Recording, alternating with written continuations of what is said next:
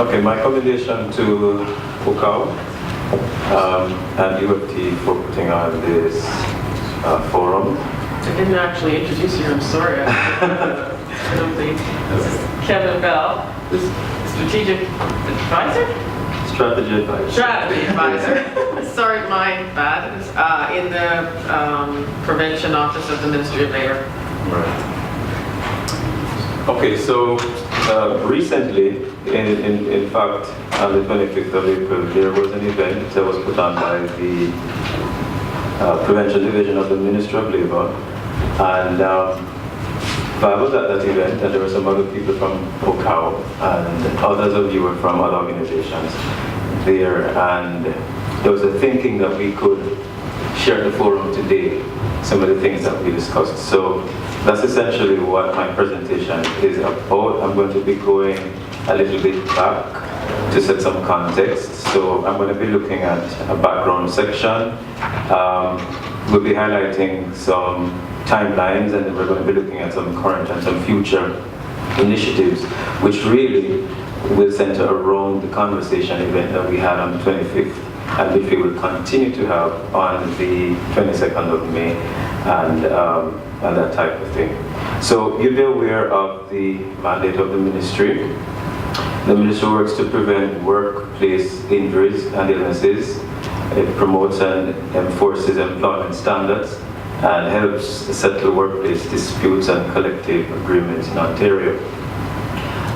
If you're aware of the ministry, it also would have read in the Occupational Health and Safety Act about the role of the Chief Prevention Officer, and spelled out in section 22(3) of the Act are the following. Develop a provincial occupational health and safety strategy, provide advice to the Minister on the prevention of workplace injuries and occupational diseases, and provide advice to the Minister on any proposed changes to the funding and the delivery of services for the prevention of workplace injuries and occupational diseases. I mentioned those because they set a context when we will be looking a little later in the presentation about some of the things we hope to do in the future. Then you'll understand that these would be against the backdrop of what the Chief Prevention Officer is mandated to do based on the law. The expert advisory panel, that is, I think, where a lot of the modern work around occupational health and safety consciousness started. In 2010, the then Minister of Labour asked Tony Dean to chair a panel that would look at all aspects of the occupational health and safety system for the province of Ontario. Under Section 21, also the Minister can do that. The panel that was assembled focused on workers who have a greater exposure than most workers to conditions hazardous to health and safety, and who lack the power to alter those conditions.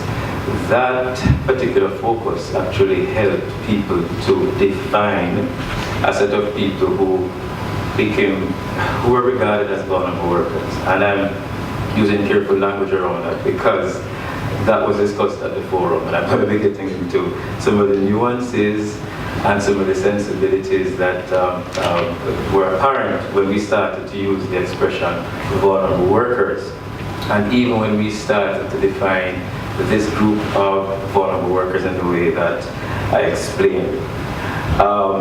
Over the period of its work, the committee heard most about young workers, and I'm very deliberate in saying this because what has been happening in recent times is that, and as Peter said, the focus is not so much on specific categories of people, and to do that creates some problems because you perpetuate the notion that they will always be vulnerable. But at the time the panel met, they were concerned with some specific groups of people. I'm going to do this to show the evolution in the thinking and the process and the activities around a community of people who have been regarded as vulnerable workers. So they heard most about young workers, recent immigrant workers new to their jobs or in new firms, foreign workers hired to address temporary or seasonal labor shortages and employed primarily in agriculture, the hotel, hospitality, and construction sectors, workers with very low wages, holding multiple part-time jobs, and workers in the temporary staffing industry.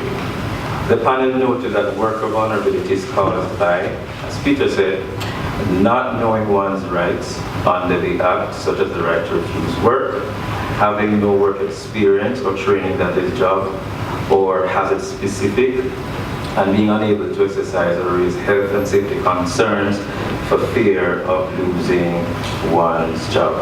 And we know that that is part of the challenge that the people who work in the agriculture sector, who are part of the seasonal work program, face. And Mr. Mitchell spoke about that. So there were 3 main recommendations that came out of the EAP. With regard to recommendation 21, the EAP said that the ministry should appoint a committee under section 21 of the Act to provide advice on matters related to occupational health and safety.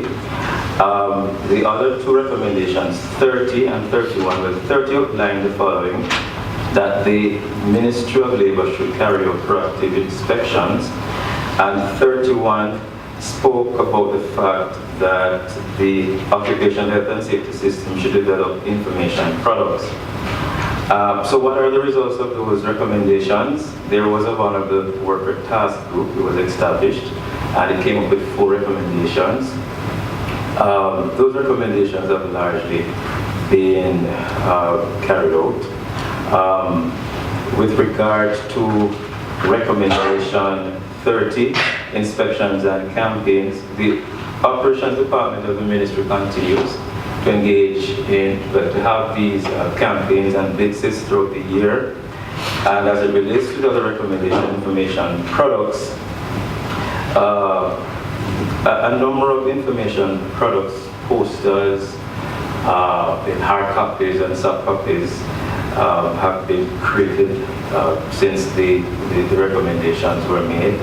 I remember reading about, because I joined the ministry after we had the influx of Syrian refugees, that during that time a number of information materials were produced in multiple languages, so that there have been work around these recommendations to varying degrees. Now, from EAP in 2013, the ministry launched this occupational health and safety strategy. And during that time as well, there was a newcomer action plan. During that time, there was focus from the Occupational Health and Safety Prevention Innovation Program in the ministry on innovations and research around vulnerable workers or workplace vulnerability. And so funding was set aside in that program for those initiatives. The Research Opportunities Program also was also used to support and by providing funding to institutes who wanted to do research around the area of vulnerability. And so we started to look within prevention at a healthy and safe Ontario workplaces strategy. You can see there that the priority to assist the most vulnerable workers is the first, and I think it's the first for a number of reasons. One could be the fact that for some time there was the idea that we could use vulnerability as a kind of lens to pass through all of the other sectors, work sectors. It's the same argument with small businesses, and we succeeded in the ministry, in the prevention division, to come up with a lens. But because vulnerability affects all industries and area of occupational health and safety, I believe that is why, in part, it was accorded that type of centrality. So between 2013 and 17, in the prevention division, there was a lot of talk around assisting the most vulnerable workers. And a lot of our activities were centered around the categories of workers that were identified in the expert advisory panel report. Young workers, migrant farm workers, as they were referred to, temporary agency workers, and there's always another one that eludes us when we try to make the list. And then we said that we need to do more. And the system, the occupational health and safety system, met and decided that beyond the traditional ways of focusing on these groups, there had to be some more initiatives that were done to address the specter of workplace vulnerability. And so in January of this year, we started to think about a conversations event. And we decided that it would be a 2-day event. And in a little while, I'm going to be explaining to you how the event was structured. But the event was deemed necessary because we realized that there was inconsistent understanding within the occupational health and safety system about the concept of workplace vulnerability. We were not using the same language in talking about it. And when we thought we understood it, and somebody else explained it, we saw the differences, and so we felt we needed to deal with the fundamental issue of what do we mean by workplace vulnerability, or if we talk about vulnerable workers, what do we mean? There was a need to pave a clear strategic direction to support workers in the workplace. We recognized that there was a limited collaboration on the new initiatives within the system to support vulnerable workers.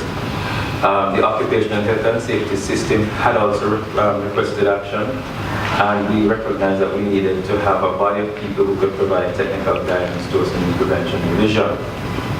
And so we decided to have a 2-day forum with the following goals: to agree on a definition that all of us could use and work with, and to begin to shift from a conversation about workers who are vulnerable to workplace vulnerability, to formulate a vision, to create a collaborative framework for determining strategic priorities, and to look at what we can do over the next 3 years. And so day 1, on April the 25th, focused on presentations. Peter was one of the presenters, and we had other presenters who spoke about the factors that create and drive workplace vulnerability for young workers, for new immigrants, for temporary agency workers, and for migrant farm workers.